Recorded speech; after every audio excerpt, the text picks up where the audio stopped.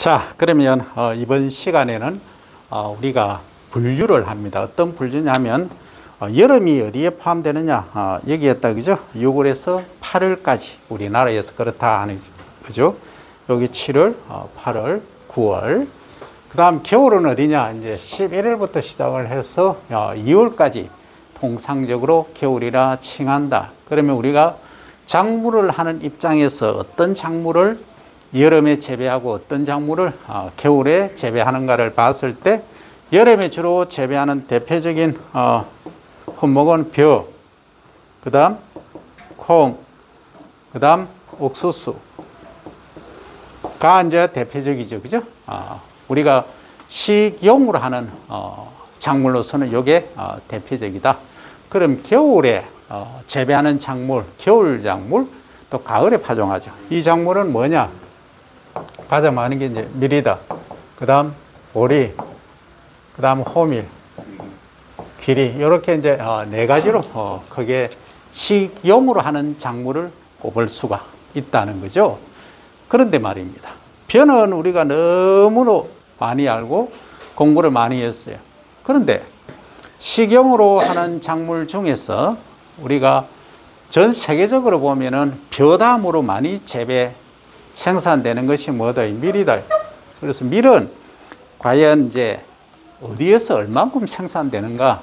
대륙별로 한번 보자 하는 얘기죠. 그러니까 대륙을 이제 한번 그려 봐야 되겠죠. 그러면 가장 이제 가운데 있는 데가 어디냐? 우리가 봤을 때, 그럼 아시아다.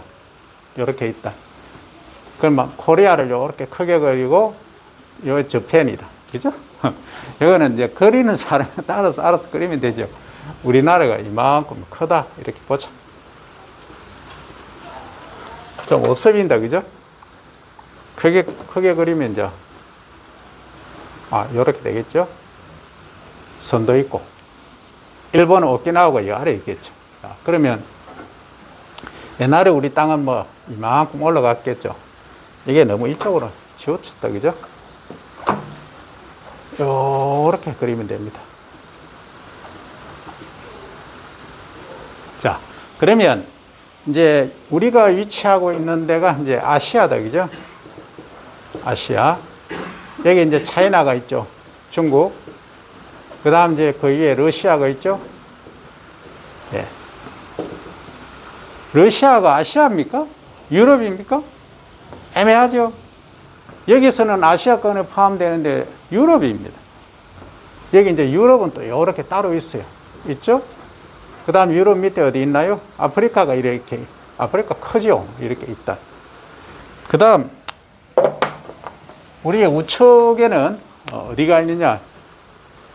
이쪽, 여기 이제 조금 아시아를 좀 이렇게 해야 됩니다. 우리나라가, 여기 있죠. 뭐, 옛날에는 대륙 이동설에 의해서 이동됐다고 하지만, 여기 이제 알래스카다. 그 다음 요렇게 이제, 여기 그 캐나다, 그 다음 여기 미국, 그 다음 멕시코, 브라질, 그 다음 남미가 이렇게 있겠죠, 대륙이. 그 다음 여기에 우리 남반구에 있는 곳이 호주죠, 오스트레일리아. 그 다음 이제 뉴질랜드. 뉴질랜드는 우리가 이제 북반구에 위치해 있다면 이제 남반구에 위치해 있죠. 우리 아시아가 이렇게 생겼죠. 조금 더 내려와야 됩니다. 어쨌든 그러면 밀이 전 세계적으로 얼만큼 생산되느냐? 약 6억 2천만 톤 정도 생산된다고 했죠. 6억 2천만 톤입니다. 억 톤이죠. 억 톤. 6억 2천만 톤입니다. 그러면 가장 많이 생산되는 데가 어디냐? 아시아입니다. 아시아에서 얼마? 2억 2천인데 줄여서 2억 톤 합시다. 2억 톤. 자, 그 다음에 이제 많이 생산되는 데가 어디냐? 예, 유럽이 되겠죠. 유럽이 1억 한 2천만 톤 정도 생산됩니다. 1억 2천만 톤. 1억 1천에서 2천만 톤. 그 다음에 이제 북미가 아마 1억 1천만인데 1억 톤 정도로 보고, 그 다음에 이제 이 러시아가 1억 톤이 넘어요. 그럼 1.0으로 갈게요. 1.0이다. 그러면 합하면 얼마예요? 자, 2억, 3억, 4억, 5억이죠. 그 나머지 이 오세아니아주, 호주하고 뉴질랜드, 그 다음 남미, 이런 데는 뭐 한 3천만 톤 정도, 0.3이 돼야 되겠죠. 남미는 0.3에서 0.4로 합니다. 그 다음에 아프리카는 0.5 정도 생산되는 거죠. 그럼 여기 이제 0.3 이렇게 해서 합치면 1억 한 2천만 톤 정도 되는 거죠. 그래서 결국 핵심은, 식량의 핵심 요충지는 어디다? 이 아시아인 거예요. 아시아하고 러시아 이쪽입니다. 그래서 우리가 얼마 전에 사건이 터졌죠. 전쟁이 났습니다. 러시아와 우크라이나 전쟁이 터졌죠. 발발을 했습니다. 그래서 그 결과 어떻게 됐나요? 밀가격이 폭등을 해버렸죠.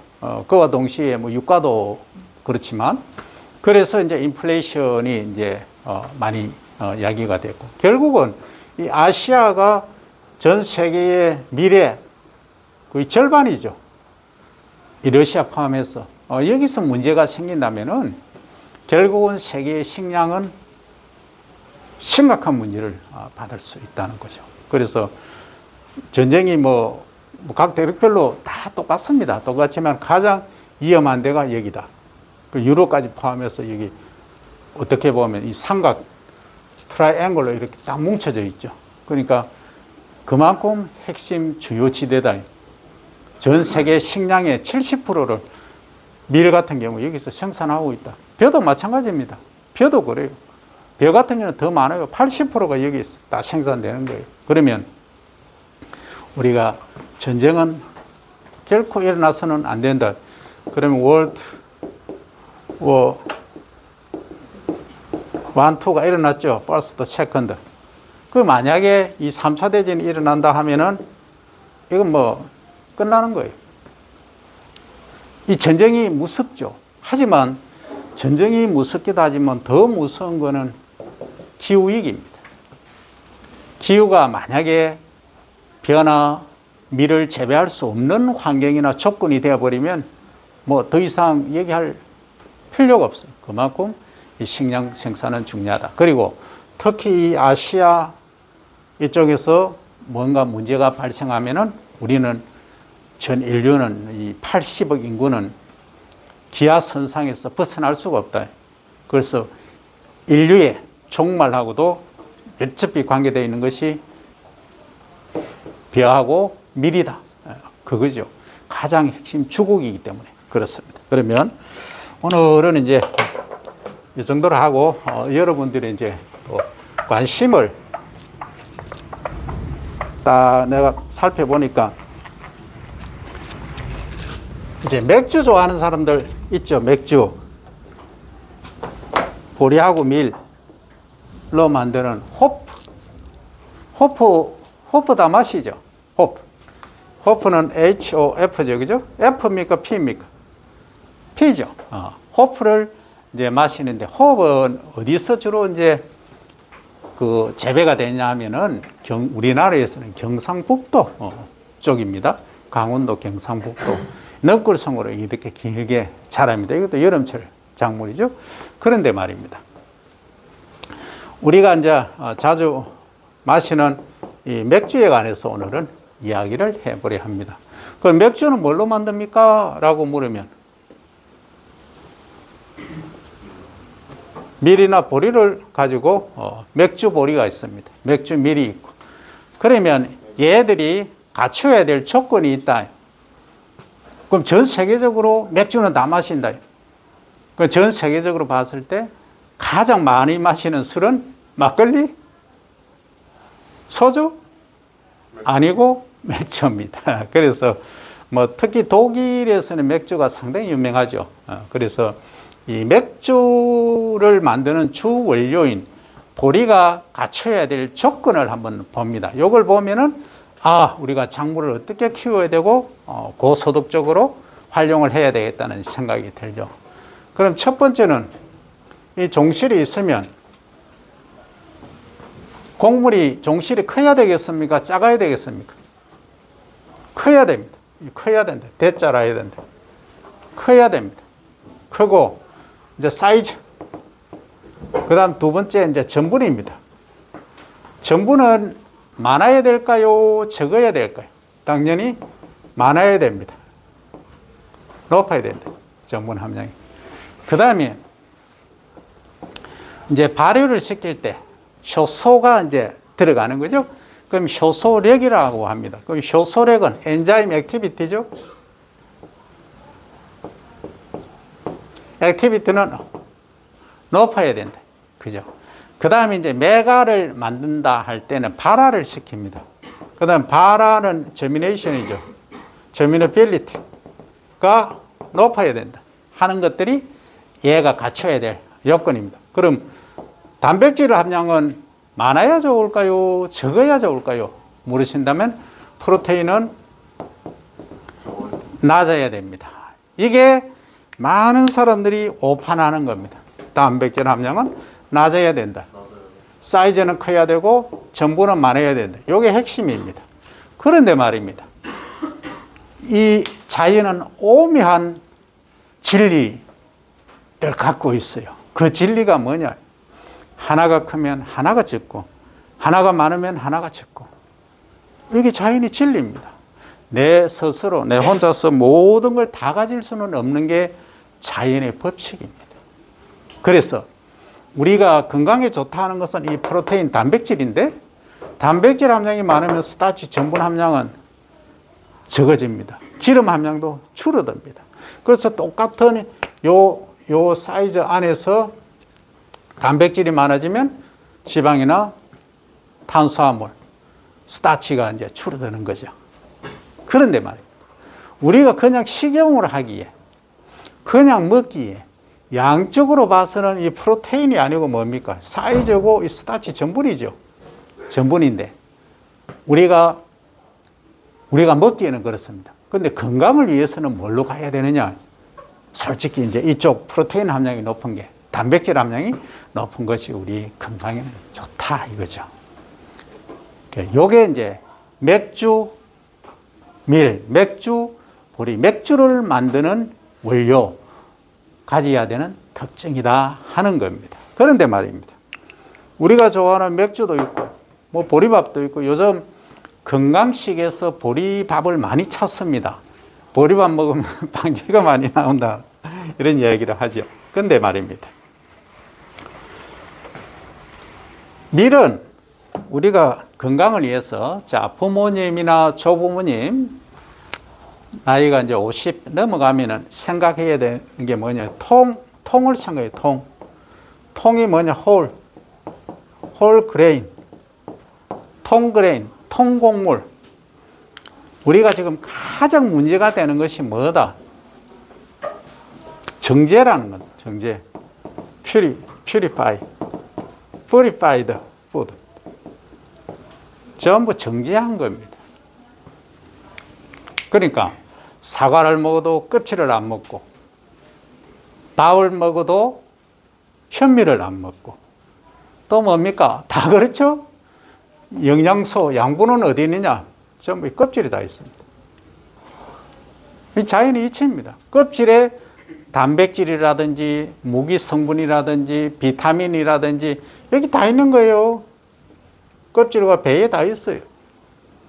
그런데 우리 인간은 이 혀 끝에서 느끼는 맛을 매우 중요시하기 때문에 요건 바깥에 다 걷어내고 뭐만 먹느냐? 안에 먹기 좋은 부분만 먹고 있다. 이게 지금 성인병 유발 또 다른 문제들이 다 발생하고 있는 겁니다. 그래서 이 부분은 우리가 간과해서는 안 되겠다. 특히 이제 스마트 농업을 할 경우에 이런 이제 전반적인 흐름을 이해를 해야 되겠다 하는 겁니다. 자, 그러면 우리가 이제 여름 작물로는 뭐였다? 벼, 콩, 옥수수. 이제 그 다음 또 서류가 있습니다. 서류 하니까 책가방 서류가 아니고 감자죠. 감자, 고구마. 서 할 때는 고구마 서자입니다. 그죠? 감자, 고구마 이런 애들이 주로 이제 식용으로 하는 작물 중에서 우리가 많이 생산하는 거죠. 그러면 얘들은 언제 심느냐? 주로 이제 4월에서 시작해서 4월에서 언제까지? 10월까지 보통 수확을 거의 마치는 겁니다. 남부지방 기준으로. 그런데 이제 겨울 작물이 있습니다. 겨울 작물은 뭐냐?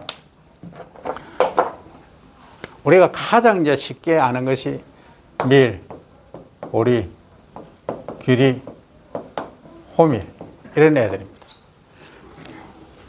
그 외에 뭐 시금치라든지 마늘, 양파 이런 애들, 양파는 어떻게 보면 여름 작물이죠. 가을에 심긴 해도 여름에 주로 많이 자랍니다. 그래서 좀 애매한 부분이 있어요. 그걸 이제 월연생이라고 합니다. 월연생. 이게 넘을 월입니다. 해년.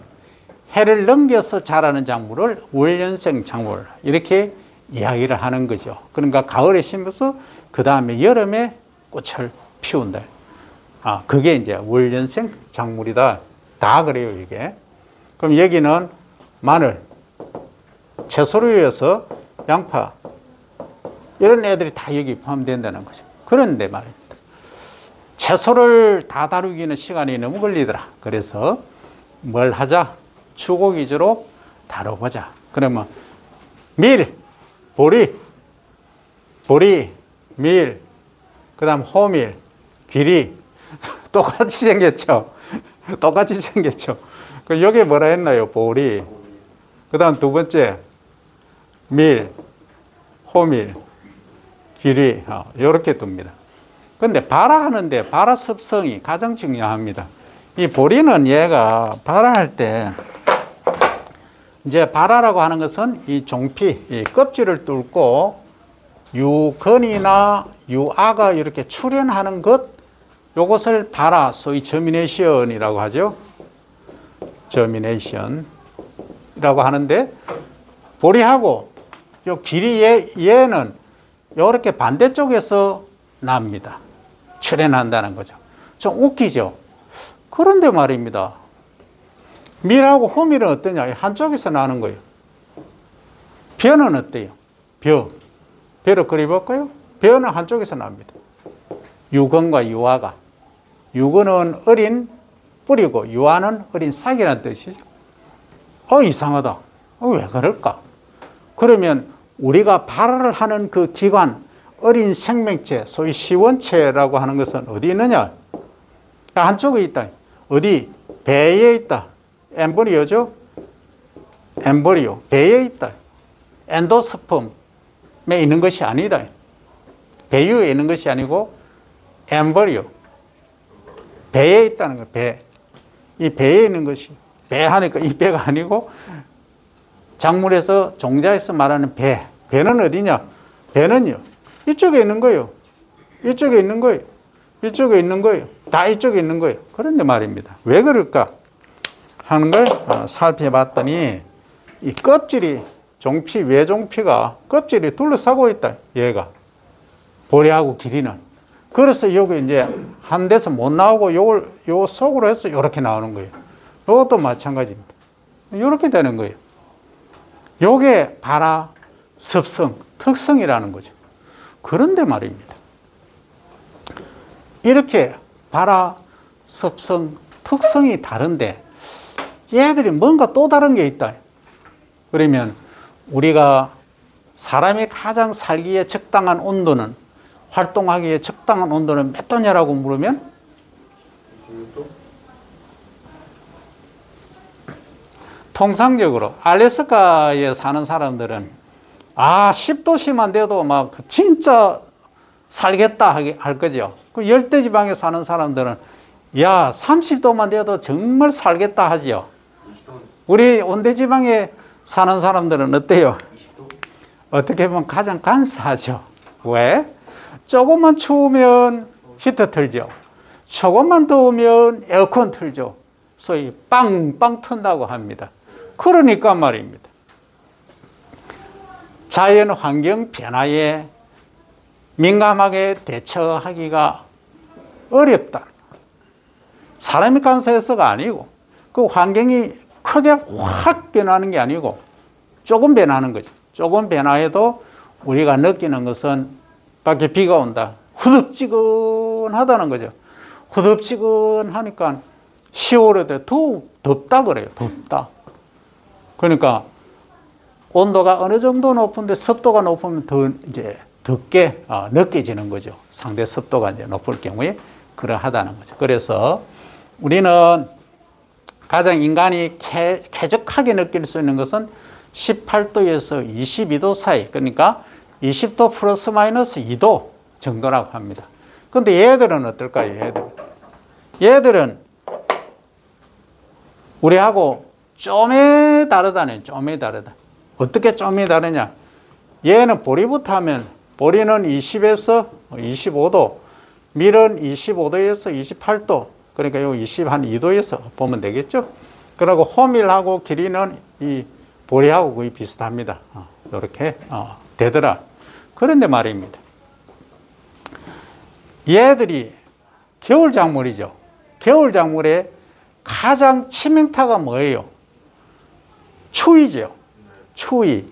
그러니까 추위 중에서 어느 달, 이달, 1월 달의 온도가 가장 핵심입니다. 그래서 여러분들이 꼭 기억해야 될 거. 1월 달에는 영하 10도씨, 1월의 평균 기온이 영하 10도씨 이하로 내려가면 거기는 얘들을 재배해서는 안 된다 하는 겁니다. 얘들을 재배해서는 안 된다 하는 겁니다.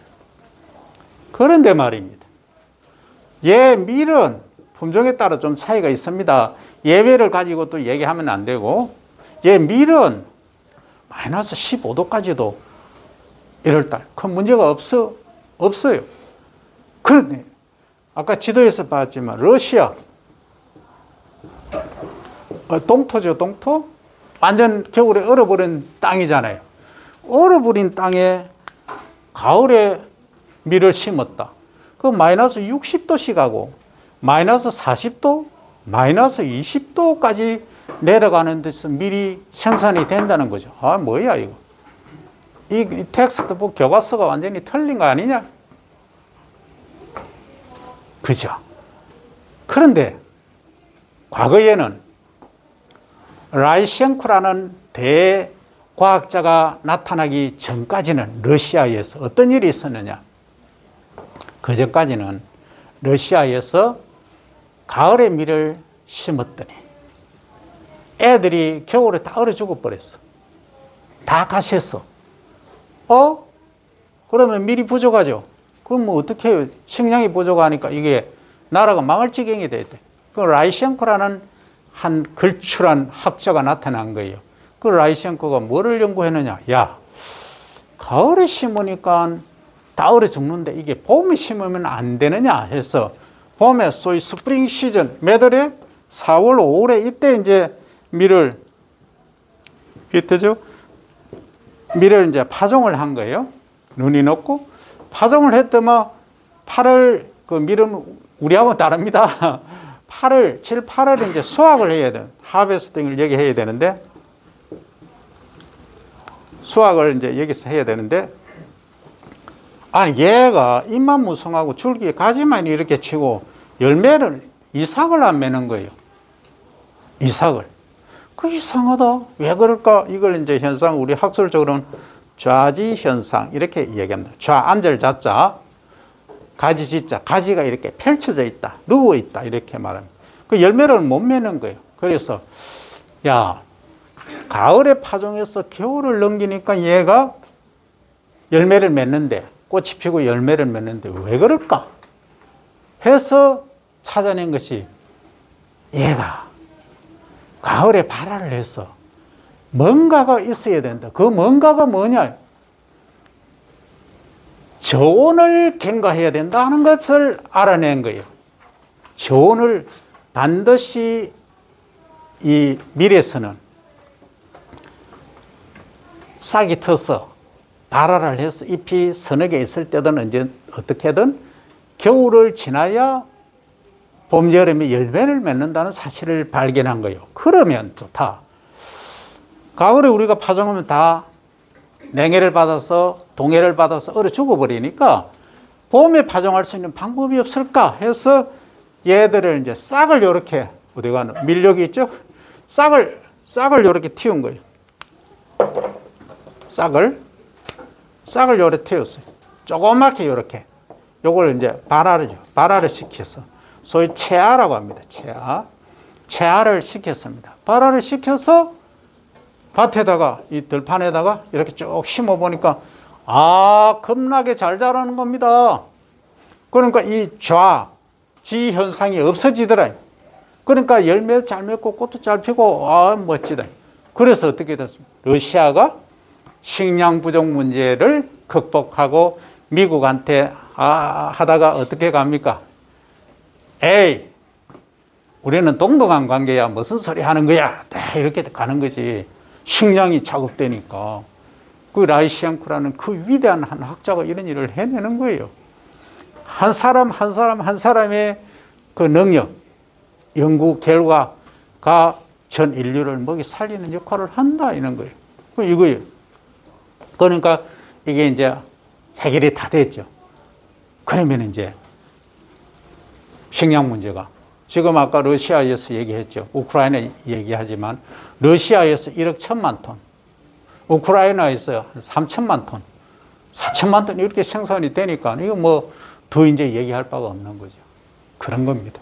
그래서 이 맹류에서는 가을에 파종해야 된다 하는 걸 이제 파성이라고 하나, 파성. 파종해야 되는 성질, 겨울을 나야 된다는 성질. 그러니까 보리도 있고 밀도 있는데 이게 이제 강한 애들이 있어요. 그럼 이 파성을 타개를 해야 돼. 깨줘야 돼. 그게 무슨 처리냐? 싹을 틔워서 저온을 갱가해야 된다는 얘기입니다. 그래서 그걸 깨주기 위해서 이제 어떤 처리를 하느냐? 그 처리가 추나 처리라는 거예요. 영어로 하면 버널리제이션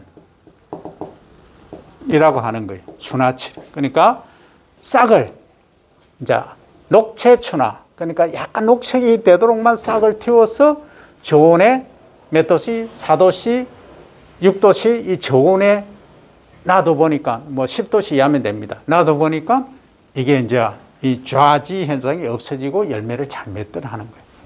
이게 과학입니다. 이게 사이언스예요. 다른 게 아니고. 그래서 밀은 다른 것보다도 조금 저온에서 잘 자랍니다. 그래서 밀은 북한이고 러시아에서도 재배가 가능하지만 보리는 우리나라에서 보면은 충남, 충북 쪽까지는 되고 그 이후 경기도는 좀 어렵습니다. 물론 해안가는 가능하겠죠. 그래서 온도가 1월달 평균 기온이 마이너스 10도씨 이하 되는 데서는 이 맹류를 재배해서는 안 된다. 그게 한계 온도입니다. 1월달에. 그러니까 평균 온도 하니까 보통 이제 AM이죠. 아침 엔티 메리디움. 정오 이전이죠. 그러니까 12시 이전의 온도를 말을 AM, 오후를 PM이라고 하죠. 포스트, POST, 메리디움. 이렇게 정오 이후 이렇게 말이죠. 그러니까 우리가 오전을 AM이라고 하는데 이때 온도가 9시 땡땡 온도를 일 평균 온도 이렇게 말합니다. 그럼 1월 달에 일 평균 온도 1월 1일부터 1월 31일까지 맞죠? 해서 평균에서 10도씨 이상이 돼야 된다. 그래서 무조건 마이너스 15도, 뭐 18도 이렇게 내려가면은 문제가 된다 하는 거죠. 그래서 재배 적지, 재배 한계지를 이제 설정을 하는 거예요. 자, 그러면 이제 맹류에 관해서 간단히 살펴봤습니다. 그런데 말입니다.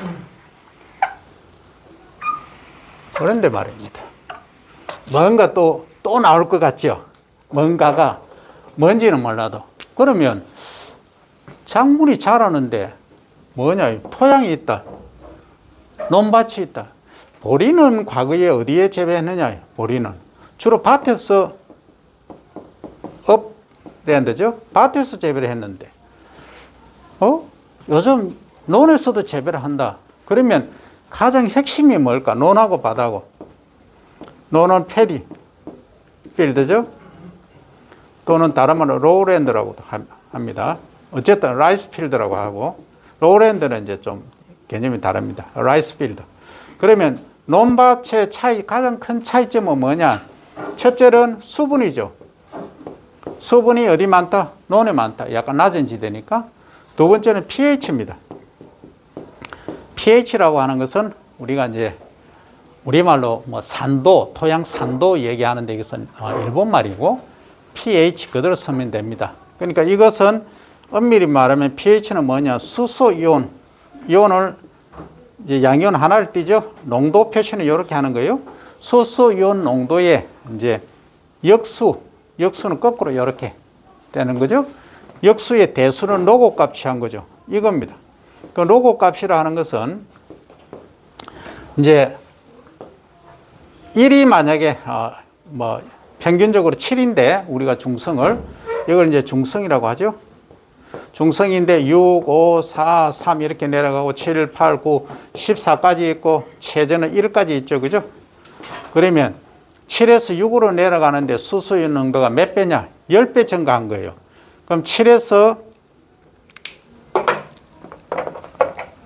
5로 이렇게 내려가면은 2가 떨어졌죠. pH가. 2가 떨어지면 수소의 농도가 로고 값이니까 100배가 증가한 거예요. 그러면 7에서 4가 되면은 1000배의 수소이온이 많다는 거죠. 그러면 말입니다. 문제가 발생해요. pH가 낮다고 하면 뿌리에 손상을 가한다. 그런데 뿌리에 데미지가 가더라도 어느 정도 극복을 하는 애들이 있어. 뭐냐? 밀하고 길이 얘들은 호밀이죠. 호밀 얘들은 주로 어디냐? pH가 낮아도 한 6, 7 이 선에서 생육을 잘합니다. 그런데 말입니다. 보리에는 pH가 6에서 7 또는 8 요 이내입니다. 그 뭐 한 7, 8 정도가 사실은 돼야 돼요. 여기에서 잘 자라요. 얘가 보리를 만약에 pH 5 되는데 재배를 하면 얘가 뿌리가 다 죽어버립니다. 그러니까 작물이 가지고 있는 특성이 그렇다는 거예요. 그리고 요걸 잘 알아야 됩니다. 그러면 어떤 분들이 보리를 심겠다 했는데 토양 검정, 토양의 pH를 검사를 하지 않고 재배를 했다. 그럼 pH가 엄청 낮은 데다 하면은 뭐가 발생하느냐? 다 가시분들 뿌리가 다 죽어버려요. 그래서 이 pH, 토양의 pH는 그만큼 중요하다 하는 겁니다. 그리고 기본적인 얘기를 하면 얘들은 가을에 심잖아요. 그래서 이제 속효성 비료, 빨리 분해돼서 빨리 흡수되는 비료가 아닌 천천히 분해돼서 천천히 흡수되는 비료. 뭐냐? 지효성.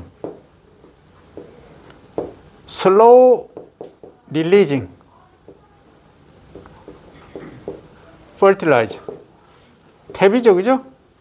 주로 퇴비를 많이 이용하면 겨울에는 어차피 분해가 안 되니까 그 봄 되면서 서서히 분해돼서 뿌리가 흡수돼 할 때 녹아주는 그러한 비료가 중요하다 하는 거예요. 그래서 비료를 언제 주고, 그러면은 가을에 이제 여기 10월, 11월 파종할 때 먼저 뭡니까? 비료를 주죠. 시비를 합니다.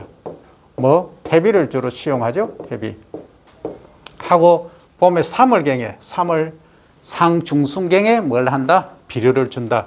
이때는 이제 무슨 비료냐? 속효성 비료를 주면 됩니다. 그래야 이제 이삭이 형성되고 이삭이 자라고 하는 거죠. 그래서 열매가 충실히 된다 하는 겁니다. 그래서 동작물, 겨울작물에 우리 주곡작물에 관한 이야기는 이 정도로 이해를 하면은 어느 정도 이해를 했다. 이렇게 되는 겁니다.